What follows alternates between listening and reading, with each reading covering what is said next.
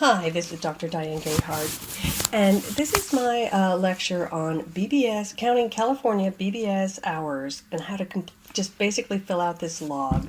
And this is for the BBS option 2 hour logs, and so these are kind of being used between 2016 and 2020, while there are now two options currently to complete BBS hour logs.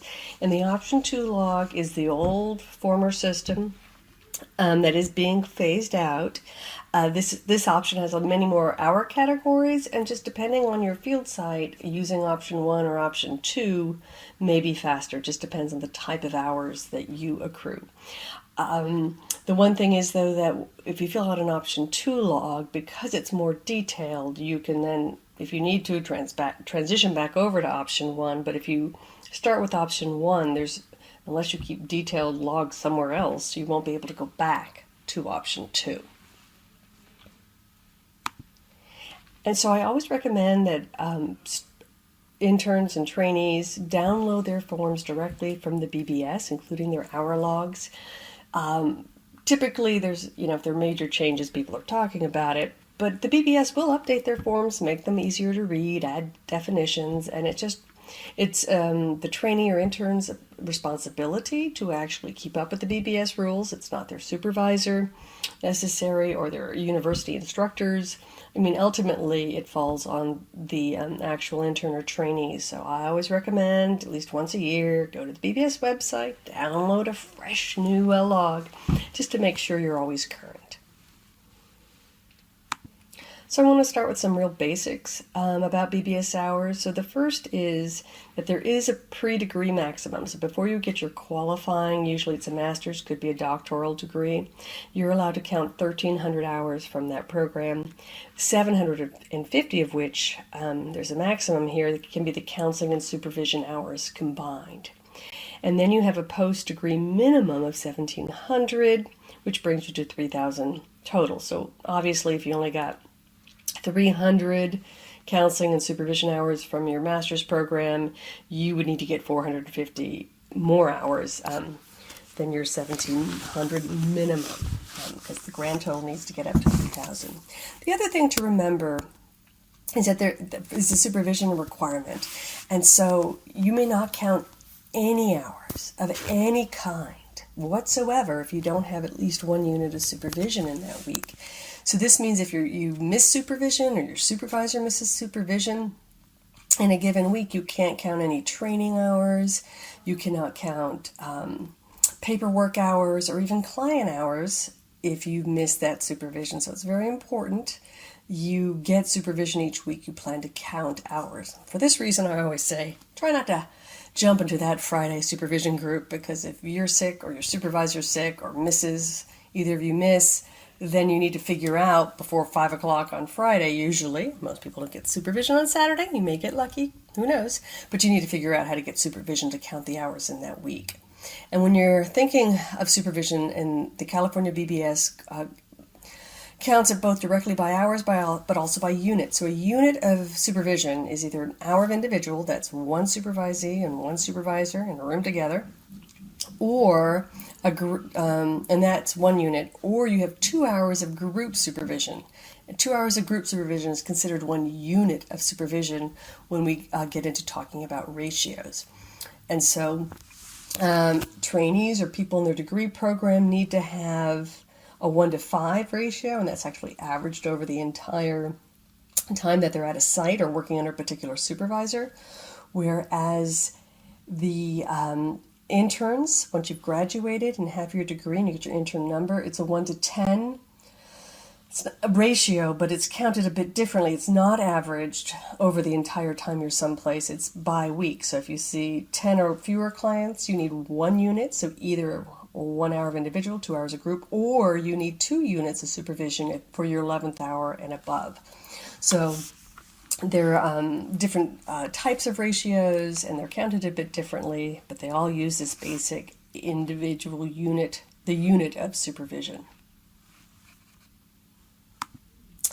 So prior to, I think it's your last day to apply for taking the licensing exam is December 31st, 2020. The MFT interns can choose between two different options for counting hours. Which one should you use? Well, it just really depends on what type of site you're at. So option one, which will become the only option after 2021, the logs they're more streamlined, and it's a faster way for many MFTs to get hours. Option two uses the older system, but it may be better for some, especially if you don't get a lot of supervision, like you don't get a lot of group, it's all individual, or you don't have a lot of paperwork hours, because the new system does allow for more of those types of hours to be counted. Also, option two does allow you to count your personal psychotherapy, which the new option doesn't. So if you decide to use trackyourhours.com, they will tell you which one will likely work best for you. But again, if you're going to be graduating before 2018, you might want to keep using the option 2 logs to see which one actually works better for you. So let's get into how to actually fill out the form. So here we're going to talk about how to fill out the top part. You're going to use your name, and so here you want to use the name that you plan to seek a licensure under if you have options, or you hyphenate sometimes and you use your maiden or your married name at other times, whether you want to use, your nickname or your formal first name. That you want to fill these logs out how you want your name to read on your license. Then, of course, you're going to put your supervisor's name. You're also going to put the date enrolled in a graduate degree program. So this is when you took your first course that was part of the master's or doctoral degree that enables you to pursue MFT licensure. And that's a very important date because it tells the BBS what set of rules and what set of hours and educational requirements you are to be held to. And so you're going to put this on every single log and virtually every form you fill out for the BBS. And then next you're going to put your work setting and the address of the work setting. And then in this final initial box, you need to indicate your status when you were accruing the hours. So you could either be, there are actually 3 of these that are in use right now. As of 2012, the BBS requires everyone to be in practicum while in a degree program. So trainee in practicum refers to being enrolled in a university practicum course while you're gathering hours. The old trainee box is there, I'm guessing, as far as I understand, it's for someone kind of using these logs when going back and maybe redoing logs for when they were a trainee but not in practicum, which isn't really allowed anymore. Then you have the next box is post-degree intern application pending. So usually there's about a 3-month period when you are done with your degree. You have to wait for your degree to post on your transcript. You send in your application, and it normally takes a month or 2 for them to actually process it. So during those 3 months, you would check this box, and then finally you have the registered intern box, which you will actually be using on most of your logs. So now we're going to get into the heart of the matter here, which is putting in the hours. So you're going to always need to write out that year and the week of. Before you know it, you'll have multiple years worth of logs, and if you haven't written down the year, you're going to get really confused. And then you're going to write week of, and so it might be, and so each column is exactly 1 week. So you may have to total these hours elsewhere, but your first week might be like August 3rd, so it'll be 8/3, and the next column would be 8/10, then 8/17, and so on. So you can get about 2 months or a little more on one of these logs. So each column equals 1 row. The first line is individual psychotherapy. This is where you're providing individual psychotherapy to somebody else. The next one is for the diagnosis and treatment of couples, families, and children. And so you will put all of this on the next white line. And then we come to the famous, or infamous really, gray line. And the gray line is where they want you to pull out just your couple and family hours from line B. So, and this gray line, and this is very important, you do not add down when you add the column up. You just add the gray. Gray is kind of like pulling it out of the log, and you're just going to have that total at the end. But under these set of rules, you can double count your first 150 couple family hours. So the gray line is allowing you to track that separately from the items in B. But if you add the gray line to your total hours per week, your ratios will likely be off. So you don't want to do that. So you just have to remember, kind of contrary to every other spreadsheet rules, you do not add the gray box to your column total. So next is group therapy, and that refers to working with people in groups. Obviously, the next is telehealth counseling. So this is either phone or online counseling. You can only do count the online as an intern. The next one is workshops, seminars, trainings, or conferences. And you should run this by your supervisor. Most supervisors are fine as long as people are getting continuing education. They count it. Others want that training to be directly related to the site. Totally up to your supervisor how that gets filled in. Then the next one is psych testing, report writing, and progress notes. You're going to have lots of these hours, so go ahead and make sure you fill that in. Then we have G, which is client-centered advocacy, and this is any work you do to help your client access the resources they need to achieve their clinical goals. So this could include going online and searching for low-fee legal services in the area. This would include picking up the phone and calling a psychiatrist or a pediatrician. This would include picking up the phone to call a parent for if the child's your client and you're discussing clinical issues, not rescheduling. But all of those sorts of things count as client-centered advocacy. And you can talk more to your supervisor about how these hours might be counted at your particular site, because there is a lot of ways that this all can happen. Attending IEP meetings would be considered part of client-centered advocacy. There's a lot that goes on in there.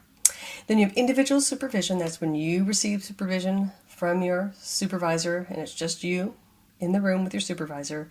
And then there's a group supervision, which is where up to 8 other interns and trainees are receiving group supervision at the same time. And then you simply add up all the white boxes on the form to get your total hours per week. What could be more simple? And of course, to be more serious, adding up and understanding all these hours does take a lot of time, and there's not a lot simple about this, which is why they've kind of created a more streamlined method, which may or may not get you in your particular circumstances and with your particular training sites licensed faster, but it is got a lot fewer lines in this particular form.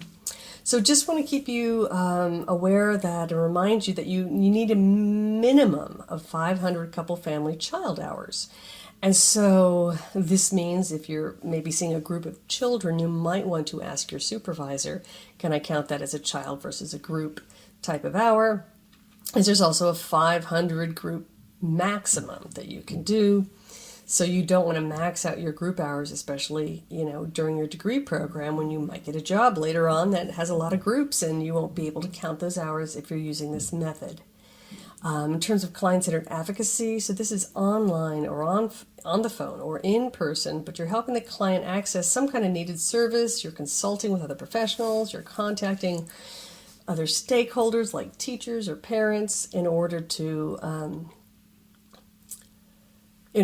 provide services. And then finally, if you would like to, there is a trackyourhours.com. You have to pay a fee, a service, but they will fill out both option 1 and option 2 forms, and you can fill out and track your hours that way. And many of my students have said they really find that helpful. And finally here, I just want you to just highlight that it often takes several go-rounds of having the hour logs explained till they really kind of make sense. And normally, we try to explain it to trainees and interns, and then you got to go see some clients, try to log it all, and then you probably have questions at that point, in which case you probably want to come back and watch this video or talk to your supervisor or fieldwork instructor to figure out how to do it. But there is this it's a little bit of a steep learning curve, has been my observation in terms of figuring out how to use these forms. And always remember the BBS logs, your BBS supervisor is the primary person who guides you in how they want you to count the hours, whatever they feel is most appropriate way to count these hours. Your fieldwork instructor certainly can give advice and some basic guidance, but it's important to remember that your BBS supervisor, the person signing that log, is the most important person to be consulting with and making sure that they're okay with how you're counting your various clinical contact hours. Well, hopefully you found this to be a useful introduction to the BBS logs, and I hope you, wish you lots of luck as you begin counting your hours towards licensure.